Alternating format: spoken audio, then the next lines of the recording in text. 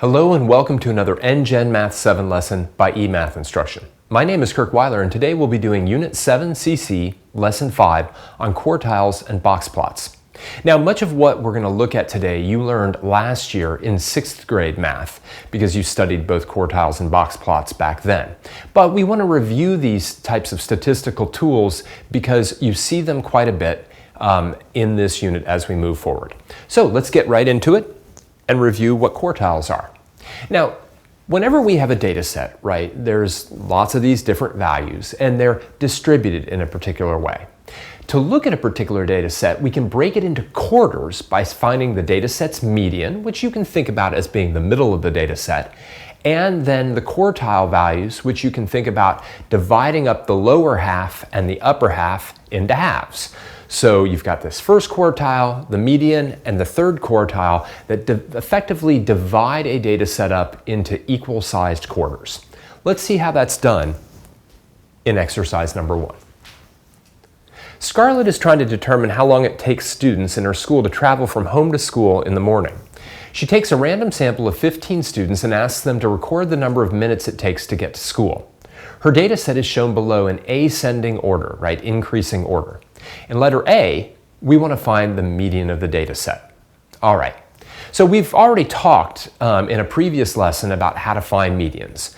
Pause the video now and go ahead and find the median of this data set.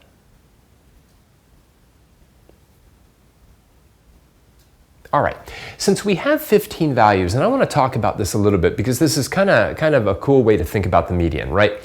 Whenever you have an odd number of data values, there will be one middle number. One number right in the middle of the data set. And the way I kind of think about it is I always sort of take the number of data points, which in this case is 15, right? And I subtract 1, and that gives me 14, and I divide by 2, and that gives me 7. The reason I do that is that it tells me that there'll be 7 values in the lower half, 7 values in the upper half, and then that 8th value right there in the middle, right? That's my median. So I can literally look and just count 1, 2, 3, 4, 5, 6, 7, 8, right? And that then is my median, right? There are 7 values down here, 7 values up here, and the median now is equal to 14. Okay, the number right in the middle is 14. Now for letter B, it asks us to find the first and third quartiles. Now again, quartiles are just fancy ways of saying, these are values that are going to divide our data set into quarters. If you wonder why it's the first and the third quartile and not the first and the second quartile, well, technically the median is the second quartile, right? So we'll have this line here for the first quartile, the second quartile, the third quartile, right? And that'll divide our data set up into quarters. So how do we find the first and third quartile? Well, what we do is if the median is part of the data set, we kind of exclude that. We don't even think about it, all right? And now we look at this lower half of the data set and we say, well, what is its median? Well, because it's got 7 values, right, there are going to be 3 values. It's very similar to this calculation. There are going to be 3 values, and then the one right in the middle, the 4th value, is going to be the first quartile. We can use a giant Q with a subscript 1 to talk about our first quartile or our lower quartile. So this is our first quartile.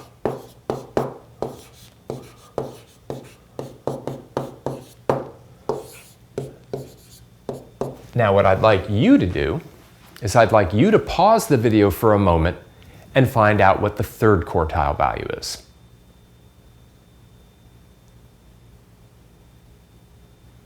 Now, the upper half and the lower half of your data set should always have the same number of data values in it. So we do absolutely the exact same thing on this data set as what we did on this data set, right? We have 7 values here, so we're just going to have 3 lower ones, 3 upper ones, and the 4th one, the one right in the middle, is going to be our third quartile, right? This is our third, or also known as upper quartile, the third quartile. All right, so we've got our median, 14. We've got our first quartile, 8. We've got our third quartile, 21. And, I've got all this kind of junk sitting here. Let me just erase this for a second. Because literally the way I kind of want to think about it is that those three lines are dividing my data into quarters, right? And if you look at it, right, I have three values here, three values here, three values here, and three values here, right? Each one of those is the same size. Now, we can visually represent all this material on what's called a box plot. Sometimes it's called a box and whiskers plot, and I'll kind of explain that in a moment. But let's talk about how to draw a box plot in letter C. Right? So in letter C, to draw a box plot, what you want to do is you want to be showing your first quartile, your third quartile, and your median. And you also want to show your minimum value and your maximum value. Let me write all of those down. These are known as the 5-number summary. So the minimum value, which is 4, the first quartile, which is 8, the median, which I'm going to abbreviate as MED, the median 14, the third quartile, which is 21, and the maximum, which is 28. This is known as the 5-number summary. And now here's how I make a box plot. I'm going to put a vertical line, a small vertical line, above each of these values. One above the 4, one above the 8, one above the 14, one above the 21, so much easier to do on a horizontal surface, and one above the 28. I'm then going to draw a box from the third quartile, from the first quartile to the third quartile, and then I'm going to extend whiskers out to those max and min values. And there we have it, a box plot, right? Called a box plot because it has a box that encapsulates or covers the middle half, right? That's the middle half of the data. This is the lowest quarter of the data. This is the highest quarter of the data, then the second quarter and the third quarter, and therefore this is the middle half of the data. So you can see how the data is distributed using that box plot. You can't see any individual values other than the minimum and the maximum, but you can kind of see how the data set is distributed. Now let's take a look at another important idea that you saw back in Math 6, letter D. What is the interquartile range, or the IQR, for this data set? All right, now you know that the range of a data set is simply the width of the data set, right? It's the span of the data set, and it's calculated by doing the maximum, 28, minus the minimum, 4. But this is the interquartile range, and the IQR is defined as the third quartile value minus the first quartile value. So for us, right, that's going to be 21 is my third quartile, 8 is my first quartile, so my interquartile range is 13. All right. Now, it's important, you know, in statistics, of course, you always have these statistics, right? The mean, the median, the mode, the interquartile range, the MAD, right? The mean absolute deviation from yesterday's lesson.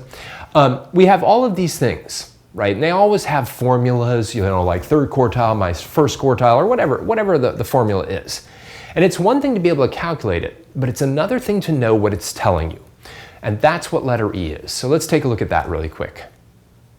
What does the interquartile range tell you about a data set? All right, so what does that tell you? Think about that for a moment.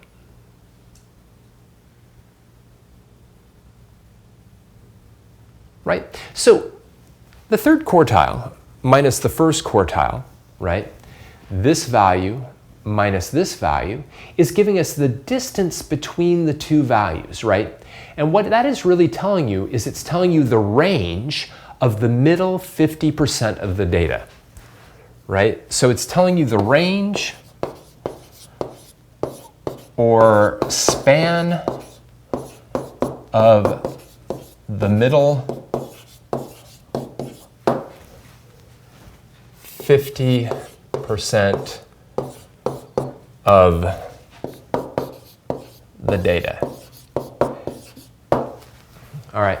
Sometimes it is referred to as the range of the typical values. Let me write that down as well. I'm going to put typical.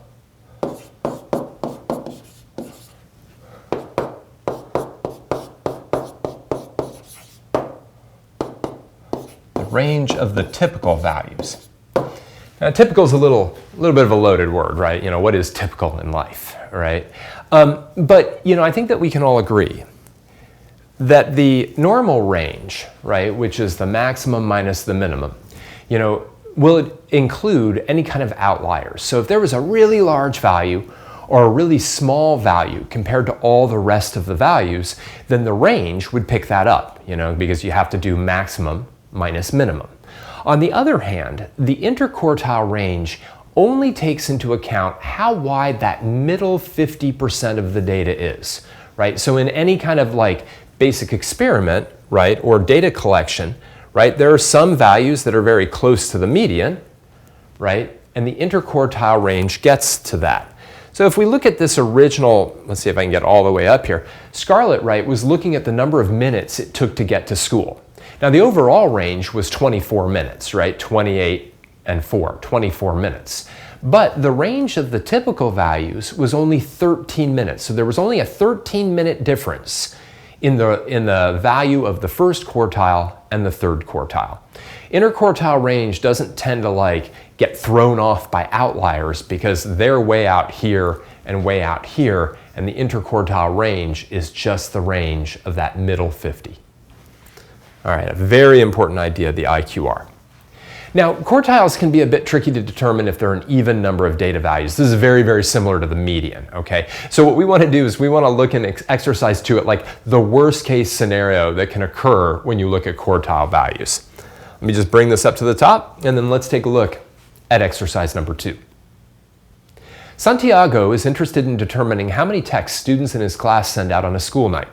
He asks 8 people to record the number of texts they sent on a Monday night. His data set is below.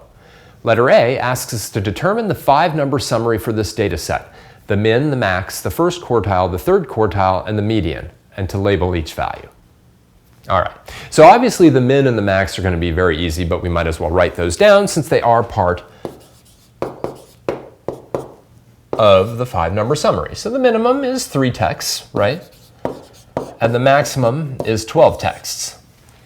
But now let's talk about those medians and quartiles, right? If there's an odd number of values, then the median is very straightforward because it's literally the number right in the middle. But here we have only 8 values. So if we thought about what the middle would be, it would divide the lower 4 from the upper 4. And literally that would mean that the median would be right here. Now, whenever you've got a situation like that, what you then do to figure out what the median should be is you take the middle 2 numbers and you average them together. Or if you want to think about it sort of graphically, you find the number that is right in the middle of those 2. It's particularly easy when they're both the same number though. So when those 2 numbers are both 9, as they are in this case, right, then the median is just 9. If I average 2 9s, surprise, I get a 9, right? That just makes sense. I'm not going to even go there. All right, so the median is going to be equal to 9. But now let's take a look at those quartiles, right? The first quartile and the third quartile. So when I look at that lower half of the data, now I don't have to eliminate the median like I did in the last problem because the median's not actually part of the data set. I am literally going to look at those 4 and find their medians. Now in the lower half, that would mean that Q1 would be right here. And what I'm going to now do for Q1 is I'm going to average the 4 and the 7. So I'm going to do 4 plus 7 and divide by 2. 4 plus 7 is unfortunately not an even number. That's 11 divided by 2. And that's 5.5. Okay? Now likewise, Q3, that's going to be a little bit easier because I would just have to average the 10 and the 10. But just like the 9 and the 9, Q3 is just going to be equal to 10. All right, so simple enough. We have our 5-number summary, our minimum, our maximum, our median, our first quartile, and our third quartile. Let's take a look at letter B. What is the interquartile range for the data set? All right, this is simple enough. We just went over the IQR a moment ago, so why don't you pause the video and figure out what the IQR is.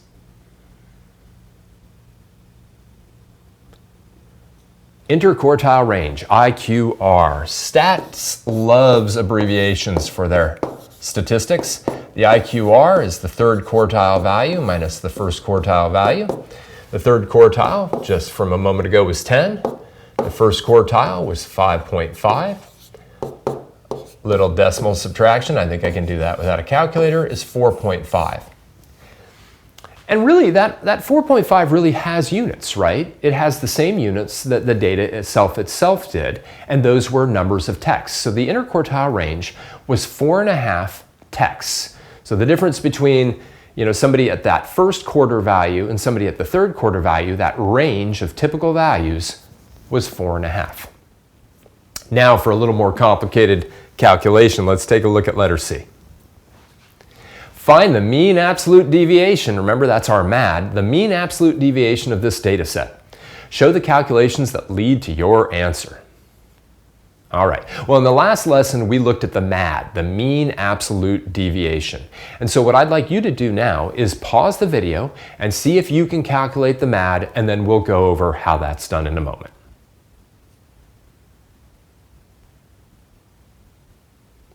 Okay, little review, right? The MAD, the mean absolute deviation, right, is calculated as being the average distance that the data points are away from the mean of the data set.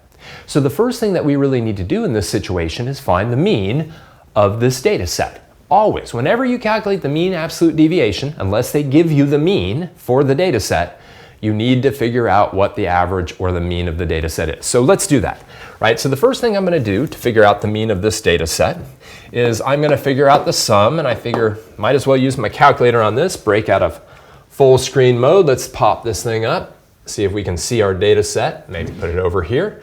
All right, let's do it. Come on, TI. 3 plus 4 plus 7 plus 9 plus 9 plus 10 plus 12. Is that the whole thing? Yeah, I think so. 3, 4, 7, 9, 9, 10. Oops, I forgot a 10. There's one extra 10 there. All right, so the sum of our data is 64. There are 8 values, right? And that means that the mean is equal to 64 divided by 8, which is 8. All right, let me go back to full screen mode. So right now, right, we've got the mean of our data set. It's equal to 8. The average number of texts sent were 8 texts. All right, to calculate the mean deviation now, we need to figure out the distances that each one of these data points are away from this mean. This is very easy to do. You do it by subtraction, but you can also just kind of think about it, right? So let's list out our distances. Right? That data point of 3 is 5 units away from the mean, 4 is 4 units away from the mean, 7 is 1 unit away from the mean, both of those 9s are 1 unit away from the mean, both of those 10s are 2 units away from the mean, and the 12 is 4 units away from the mean. So these values are all the distances that those data values are from the mean, the deviations they are from the mean. So now to find the MAD, the mean absolute deviation, I have to find their average. And yet again, I'm going to break out of the full screen mode, pop open my calculator, and now let's find that MAD.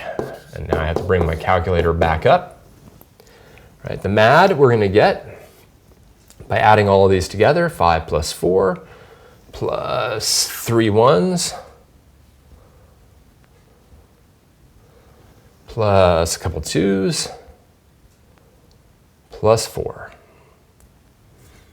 All right, we find that the sum of the distances is 20 divided by 8.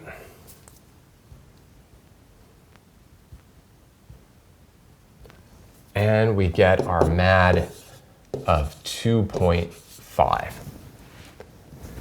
Now, keep in mind, right, just like the IQR, we never want to forget what the MAD is telling us, right? The mean number of texts sent was 8, but the average distance that each one of these data values was away from that was 2.5. Some were closer, right? The 7, 9, 9, the 10, 10, those are all closer. And the 3, the 4, and the 12, those were all farther away, right? All right, so let's take a look at one more interesting thing. There's sort of a relationship between the MAD and the IQR, and it's a casual relationship. Sometimes it holds, sometimes it doesn't. Letter D. In many data distributions, the MAD is slightly more than half of the interquartile range. Is this true for this data set? Explain.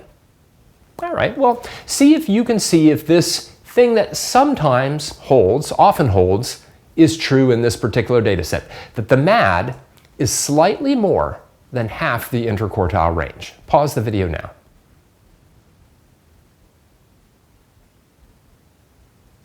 All right, well, let's take a look.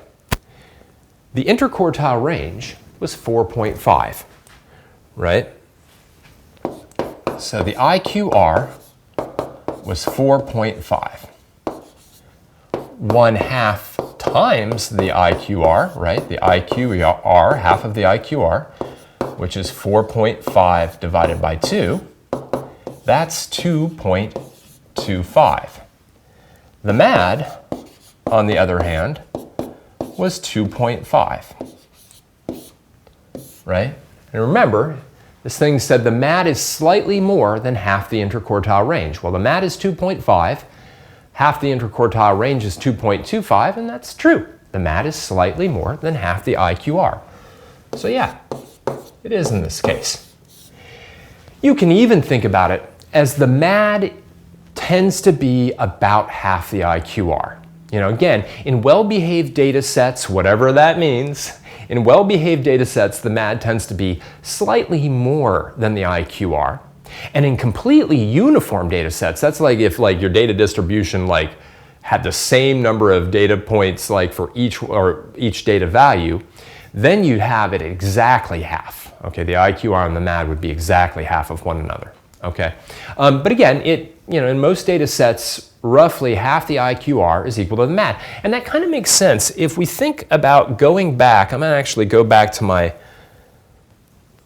bar chart here, right? Or my box plot here. Sorry, not a bar chart, but my box plot. It looks like a bar. If we think about it, right, half the IQR is kind of like half the width of that rectangle. It's like just like that, right? On the other hand, the MAD is the average distance that a data point would be away from the mean. And if the mean and the median are roughly the same, let's say the mean is right about here, then it kind of makes sense that like that distance, right, would be the MAD. It'd be the average distance that a point is away from the mean. All right. So both the IQR and the MAD are measures of variability of a data set, although they measure slightly different things, right? The IQR is measuring this width of the middle 50%, and the MAD is measuring on average how far a data point is away from the mean, okay? And as we mentioned, the MAD tends to be slightly more than half the IQR, or right around it. Let's take a look at one more exercise where you calculate them both. Exercise number 3. Given the data set below, find the IQR and the MAD. Okay, so the IQR tends to be much quicker than the MAD. Why don't you go ahead and calculate the IQR, then we'll go over that, and then we'll do the MAD. Pause the video now and figure out what the IQR is. All right, well, this data set, right, has 6 values. So if we were to find the median, it would be right there. Right? Now, I don't need the median in any way, shape, or form in this particular problem. All right, but it's good to sort of know where it would be, because then the lower half of the data is these 3 values, and the upper half are these 3 values. That makes it easy to figure out the Q1 and the Q3. Right? So now Q1 is equal to 15, Q3 is equal to 25, and the IQR, which is the difference between the two, is equal to 10, right? So the width of the middle half of the data is equal to 10. It's a little bit silly, when you have data sets this small? I want to be very clear about this in statistics. In statistics, most data sets are large. And by large, I mean that they have at least 30 values or more. And oftentimes they have thousands of values, data sets. In those cases, by the way, things like spreadsheets and calculators and whatnot calculate your quartiles for you and your medians for you and whatnot. Okay? But we do it with these small data sets, which can be a little bit strange. All right, now I'd like you to pause the video and see if you can calculate the MAD, the mean absolute deviation.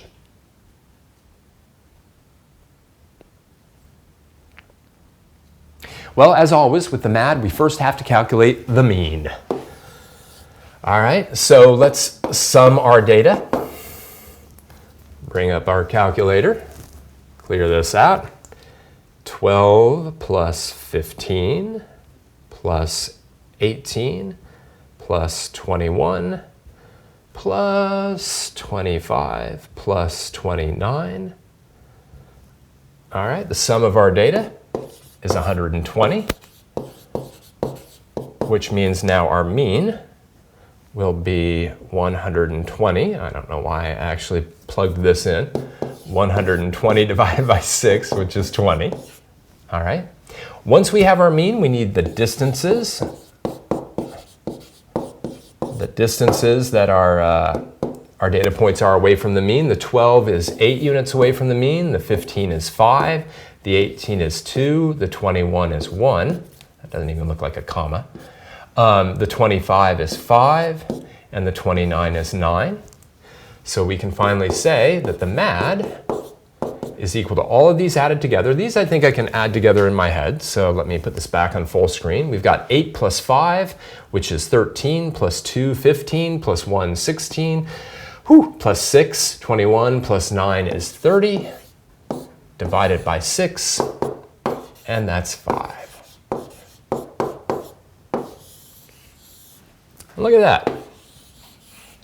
In this case, the MAD ended up being exactly half of the IQR. All right. Again, oftentimes the MAD is a little bit more than half the IQR, so I wouldn't have been surprised if the MAD had been 5.5 or even 6 in this problem. But in this case, spot on. The MAD is half the IQR. Okay, so let's summarize. Right, what we saw today, or what we really reviewed today, were the idea of quartiles, which divide a data set up into quarters. The first quartile, the third quartile, and the second quartile being the median, right there in the middle. We also talked about how to visually represent these on what are known as box plots or box and whisker plots. And we also looked at the IQR, which was the range of the middle 50% of the data, the range of typical data values within the data set. All of these are going to become important terms, especially the IQR, as we move forward in this unit. For now, I just want to thank you for joining me for another NGen Math 7 lesson by eMath Instruction. My name is Kirk Weiler, and until I see you again, keep thinking and keep solving problems.